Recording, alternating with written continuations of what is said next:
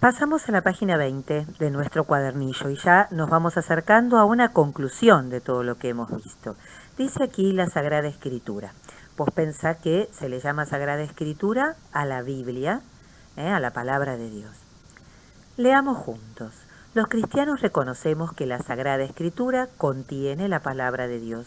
Mediante los acontecimientos y la vida ordinaria del pueblo, Israel, Dios se da a conocer y comunica lo que quiere de los hombres. Esto lo vemos en el Antiguo Testamento. La Biblia nos transmite las tres grandes etapas de la revelación. ¿Por qué revelación? ¿Qué es revelar? Es mostrar algo desconocido. Revelar un secreto, por ejemplo. Dios se revela, se nos muestra. Y aquí nos habla de tres etapas. La creación es la primera forma en que Dios se revela, porque cuando nosotros miramos las maravillas de la creación, el cielo, el mar, los árboles, tanta naturaleza extraordinaria, esos paisajes maravillosos, Dios se nos muestra como un Dios creador y todopoderoso. Después, la historia de Israel. Esto nos lo cuenta el Antiguo Testamento. Y lo tercero sería la vida y el mensaje de Jesús. Esto lo tenemos en el Nuevo Testamento.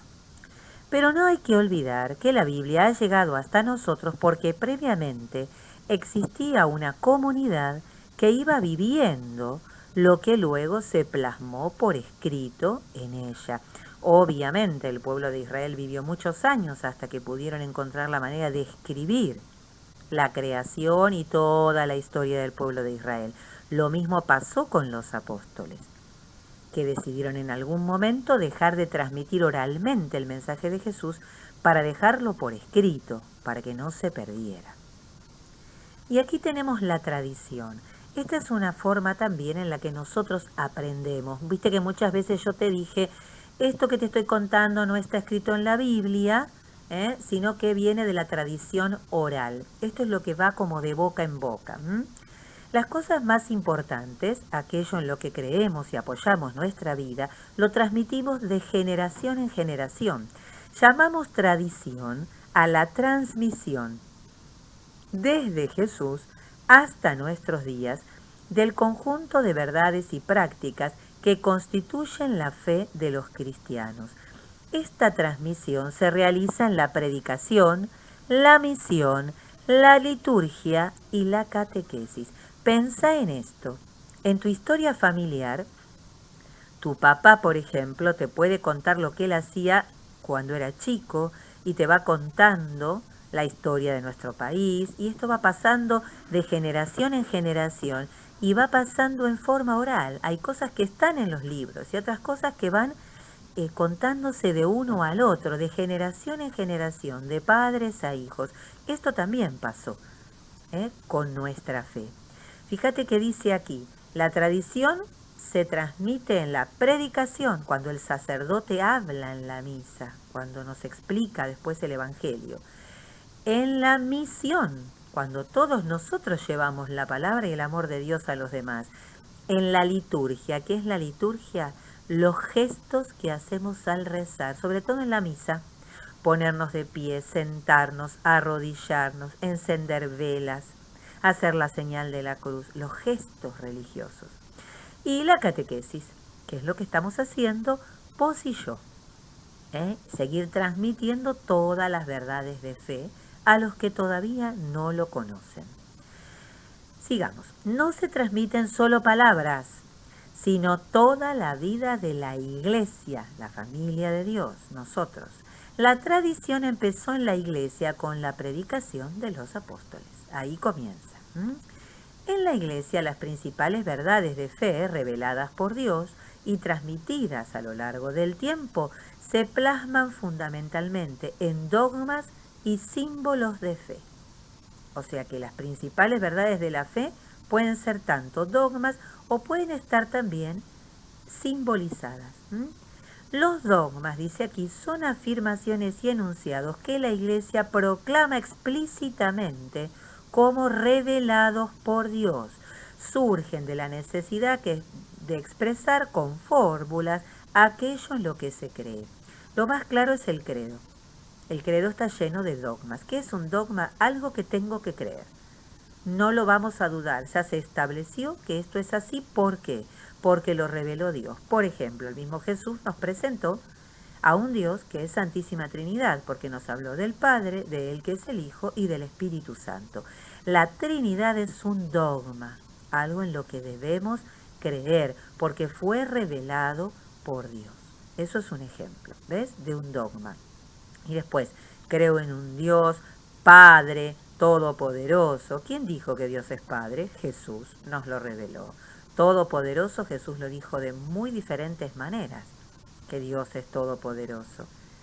Después tenemos que Jesús, nació de Santa María Virgen, padeció bajo el poder de Poncio Pilato. Esas son cosas que creemos, lo vimos, fue revelado.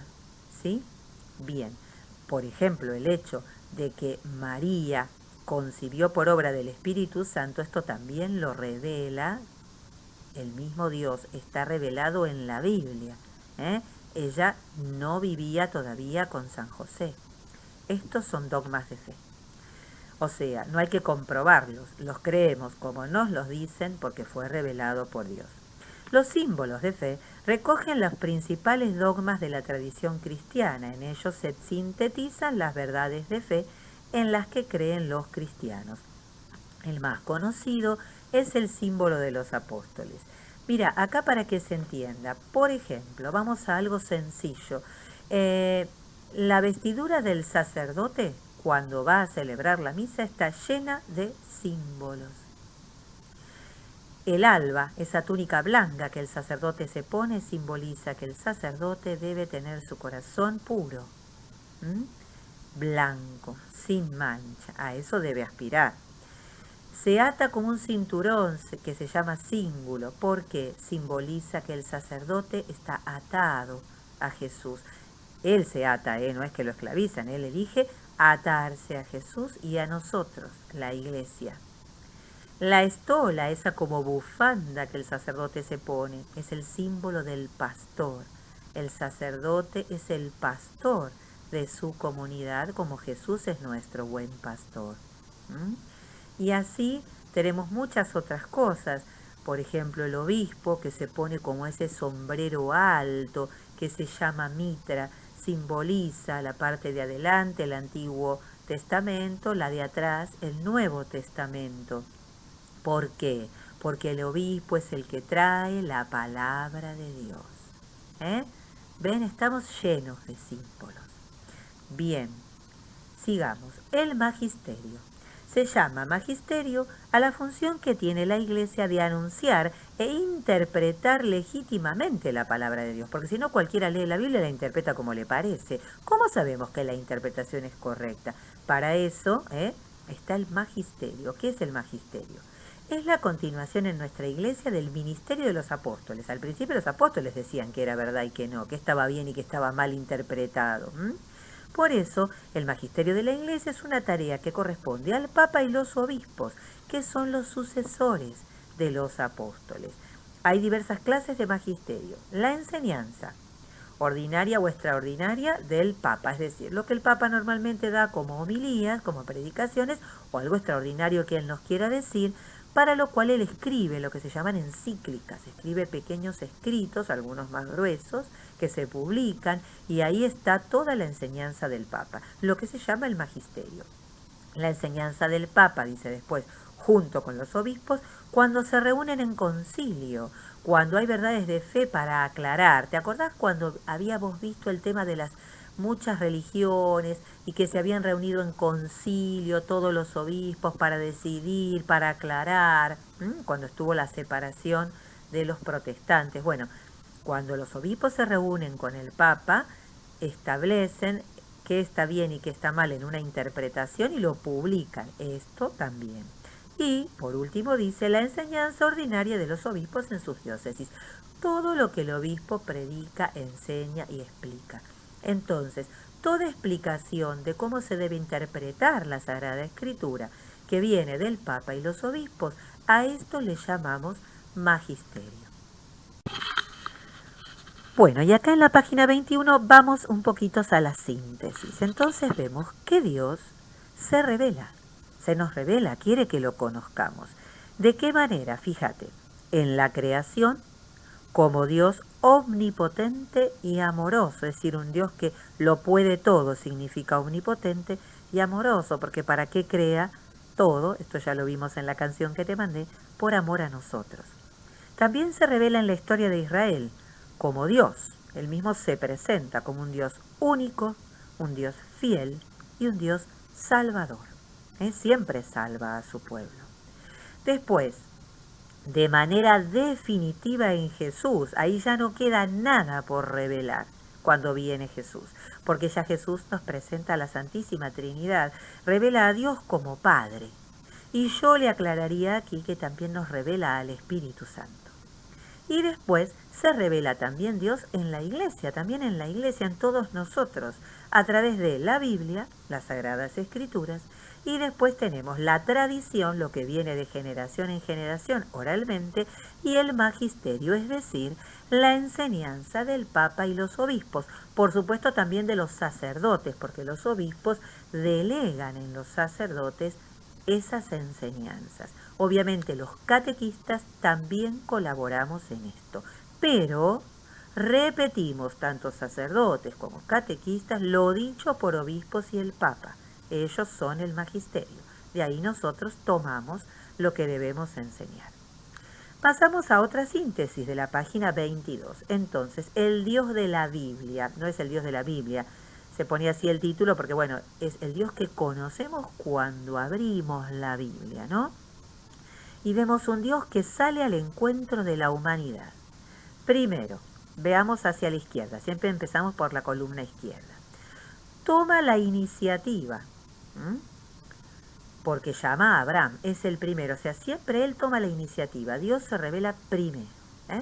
Llama a Abraham, después a Moisés, después a David, después a los profetas y por último envía a su hijo Jesús. En la otra columna decimos, ¿ven? Cuenta con los débiles. ¿Por qué? Porque Abraham era anciano y sin hijos. ¿Para qué? Vamos a leerlo hacia allá, si no, para ser padre de un gran pueblo. Y después, Moisés es un débil porque en este momento cuando Dios se le manifiesta está exiliado y refugiado. ¿Para qué lo llama? Para liberar a su pueblo. Después, David era el hijo pequeño de su papá, Jesé. ¿Para qué lo llama? Para ser el rey de su pueblo. Después llama a los profetas, que son siempre rechazados por el pueblo, por eso son débiles. ¿Para qué los llama? Para denunciar las injusticias y anunciar la salvación. Y después, fíjate que Jesús nace pobre, muere en la cruz y resucita. ¿Para qué? Para inaugurar el reino de Dios. Fíjate que dice, se revela como, en la última columna. Dios de la alianza, a Abraham. Dios sensible al sufrimiento y liberador, a Moisés. Dios fiel a las promesas, a David. Dios de la justicia y la esperanza, a los profetas. Y Dios salvador en Jesús.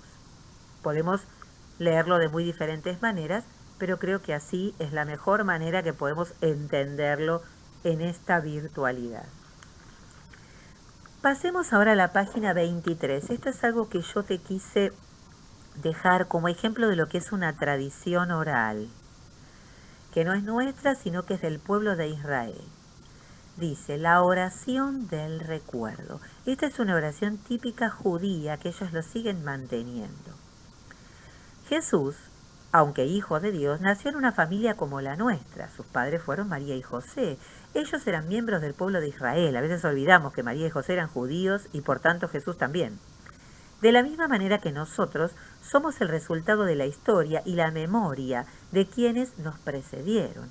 El pueblo de Israel también fue construyendo su memoria colectiva a partir de las vivencias de fe que tuvieron a lo largo del tiempo. Fíjate que cuando nosotros en la escuela vamos recordando, estamos en el año belgraniano, todas las hazañas de Belgrano, el Día de la Independencia, qué pasó el 25 de mayo, eso es la memoria colectiva de un pueblo. El pueblo de Israel siempre mantuvo vivo el recuerdo de cómo Dios los salvó de la esclavitud en Egipto y más tarde del destierro en Babilonia.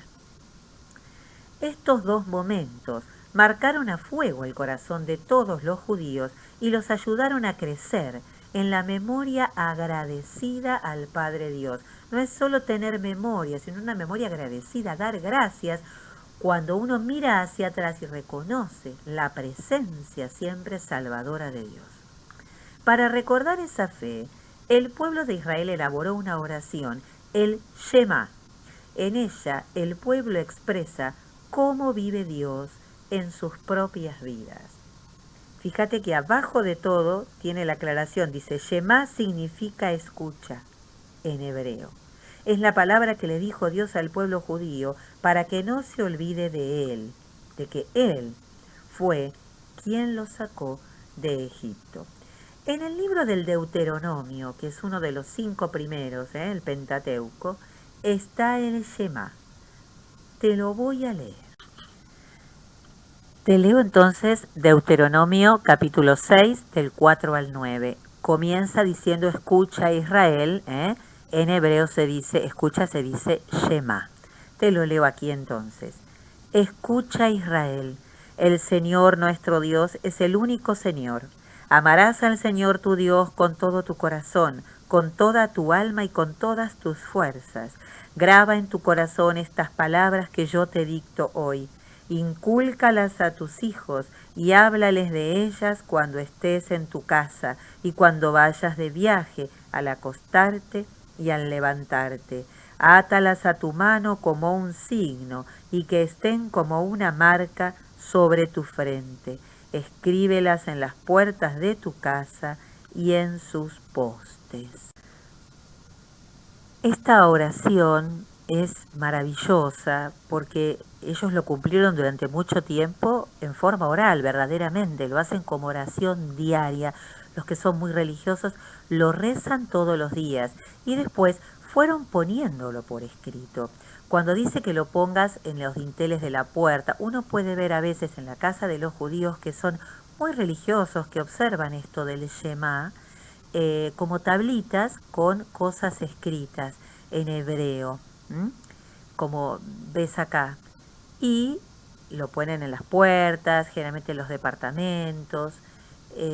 Y en la época de Jesús, ¿qué hacían? Escribían esto en rollitos de tela, lo guardaban, a veces le hacían como un recipiente donde ponerlo y se lo colgaban de la cabeza, de las mangas, se le llamaba filactelia.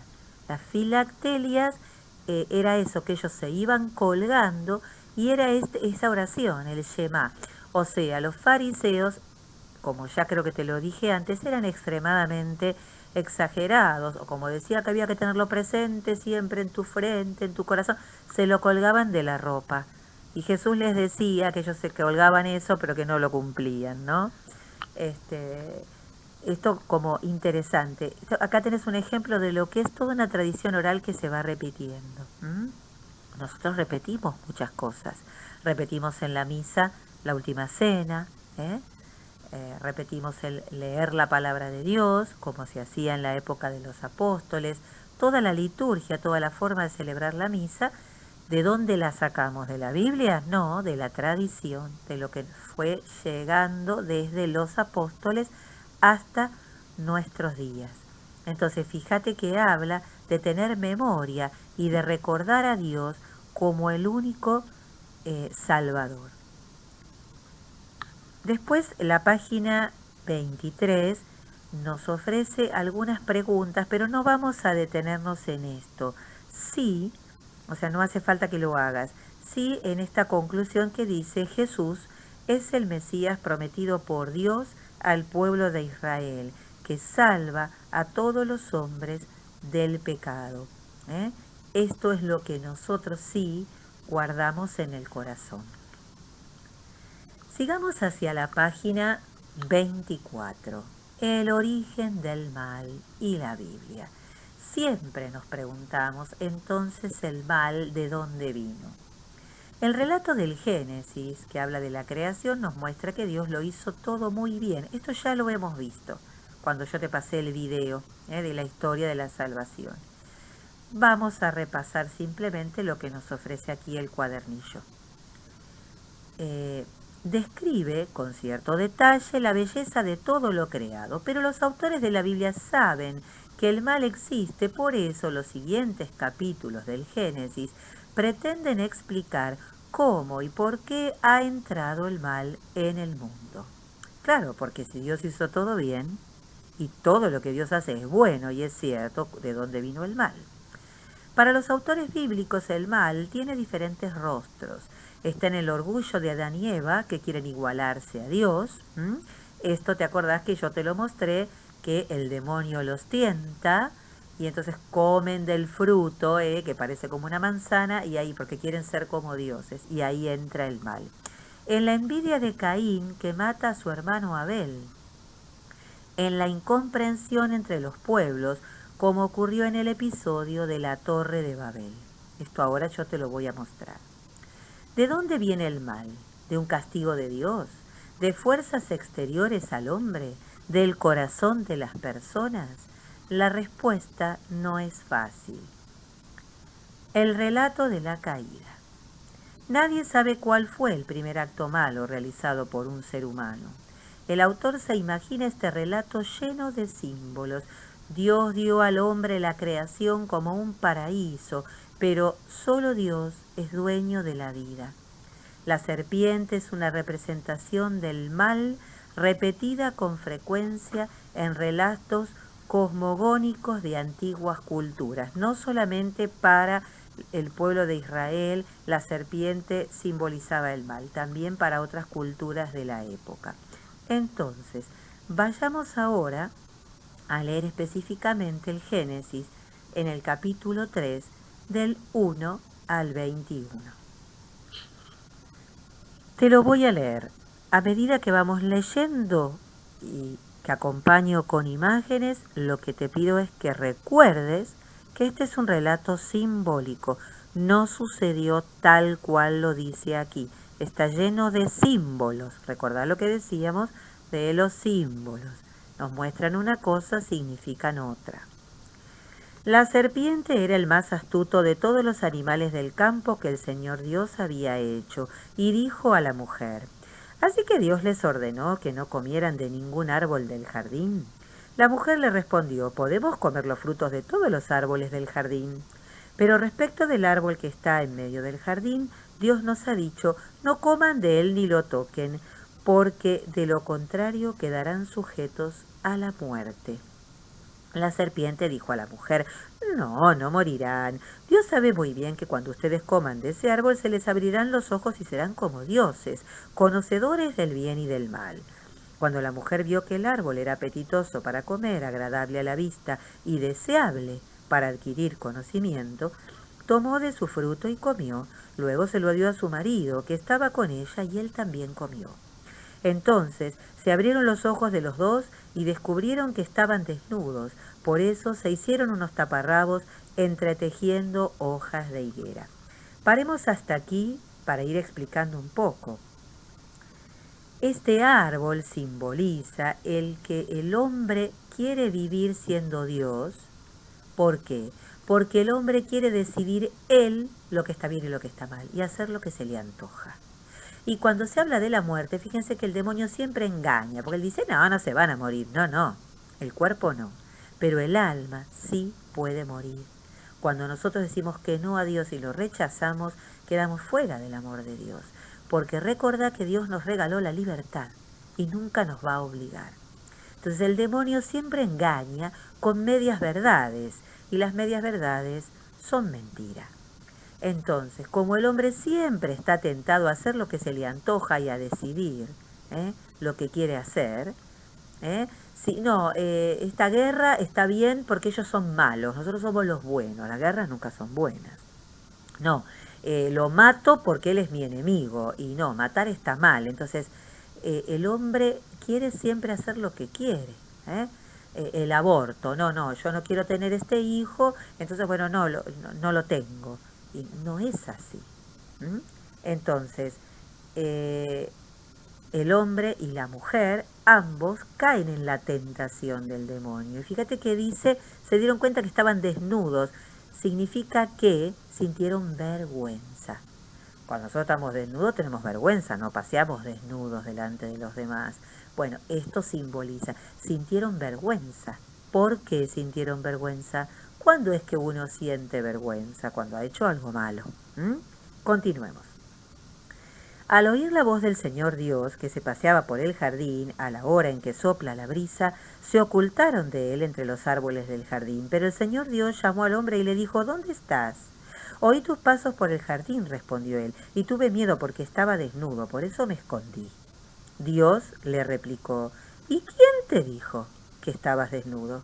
¿Acaso has comido del árbol que yo te prohibí? El hombre respondió, la mujer que pusiste a mi lado me dio el fruto y yo comí de él.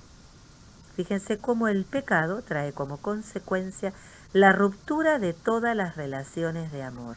El hombre y la mujer hasta ese momento vivían en armonía. Y ahora, al entrar el pecado en su corazón, no solo se rompe la relación con Dios, se rompe la relación entre ellos. El hombre le echa la culpa a la mujer. El Señor Dios dijo a la mujer, ¿cómo hiciste semejante cosa? La mujer respondió, la serpiente me sedujo y comí. Siempre el pecado nos lleva a echar la culpa afuera, La culpa la tiene otro. El Señor Dios dijo a la serpiente, por haber hecho esto, maldita seas entre todos los animales domésticos y entre todos los animales del campo. Fíjense que Dios es la única vez que maldice. En la Biblia queda claro que el demonio es maldito. ¿De acuerdo? Y dice, te arrastrarás sobre tu vientre y comerás polvo todos los días de tu vida. Obviamente la serpiente es un animal que se arrastra y traga polvo cuando se arrastra, pero esto también quiere decir que es rastrero, que va el demonio cual serpiente arrastrándose silenciosamente para agarrarnos desprevenidos. Y aquí está el anuncio de la salvación, del Salvador. Mira, pondré enemistad entre ti y la mujer, entre tu linaje y el suyo. ¿Qué mujer? ¿Eva? No, la Virgen María. Entre tu linaje y el suyo. El linaje es la descendencia. ¿Quién es el descendiente de la Virgen María? Jesús. Jesús será tu enemigo. Él te aplastará la cabeza, quiere decir que el Mesías, el Salvador, finalmente vencerá al demonio.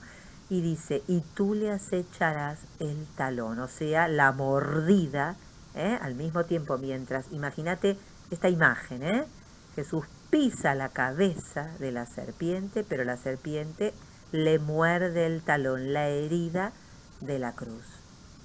Jesús tendrá que morir en la cruz para vencer al demonio.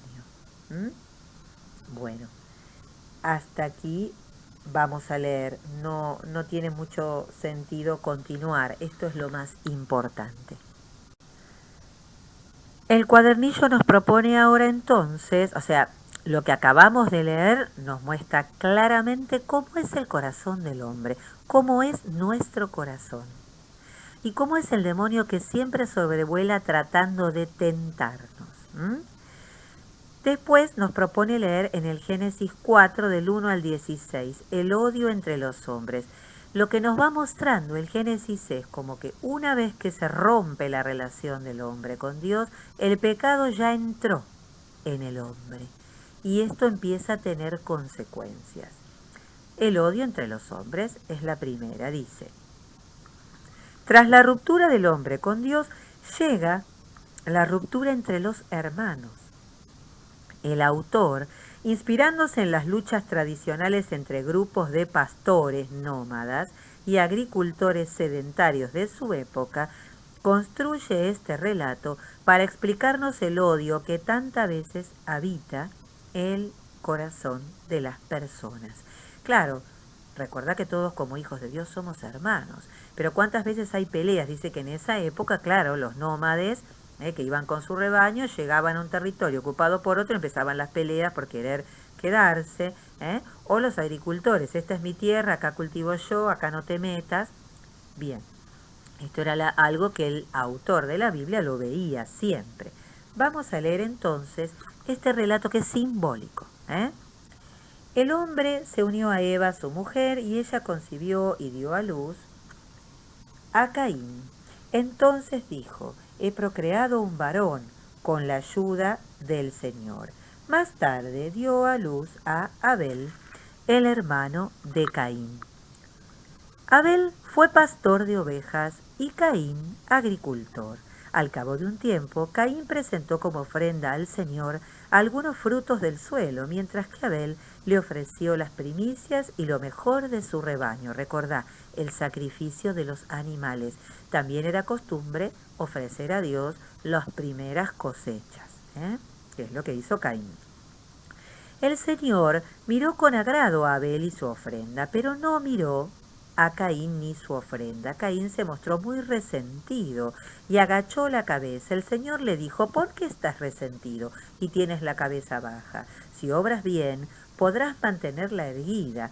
Si obras mal, el pecado está agazapado a la puerta y te acecha, pero tú debes dominarlo.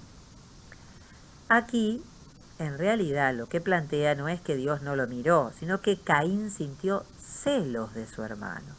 No es que Dios no lo hubiera mirado, sino que Caín quería ser el preferido. Esto también es muy normal, nos pasa.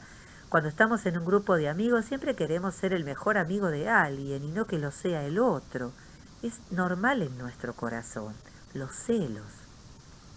Y nos pasa entre hermanos, con papá y mamá, ¿no es cierto? Siempre queremos que me escuchen a mí primero, que me den a mí primero. Sigamos entonces. Caín dijo a su hermano Abel, vamos afuera. Y cuando estuvieron en el campo, se abalanzó sobre su hermano y lo mató. Entonces el Señor preguntó a Caín, ¿dónde está tu hermano Abel? No lo sé, respondió Caín. ¿Acaso yo soy el guardián de mi hermano? Pero el Señor le replicó, ¿qué has hecho? Escucha, la sangre de tu hermano grita hacia mí desde el suelo. Por eso maldito seas lejos del suelo que abrió sus fauces para recibir la sangre de tu hermano derramada por ti. Y aquí continúa el relato, pero lo que quiero que veamos es, fíjate cómo en las guerras se derrama la sangre de hermanos. Cuando un país mata a otro, se va derramando la sangre de otros que son hermanos míos. Entonces acá en este relato se ve que por querer tener lo que el otro tiene, por celos a lo que el otro tiene, ahí comienza la pelea que puede llegar hasta la muerte. ¿Qué pasa con el que roba? Y al querer robar mata.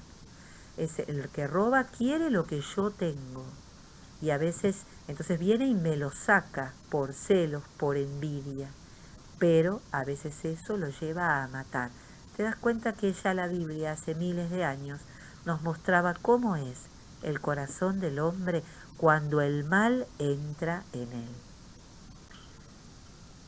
Por último, entonces leemos la ruptura de la unidad. Obviamente, si el hombre empieza por celos a querer sacarle uno al otro y a matarse en ese intento, la unidad, el vivir como una comunidad unida de hermanos, es imposible.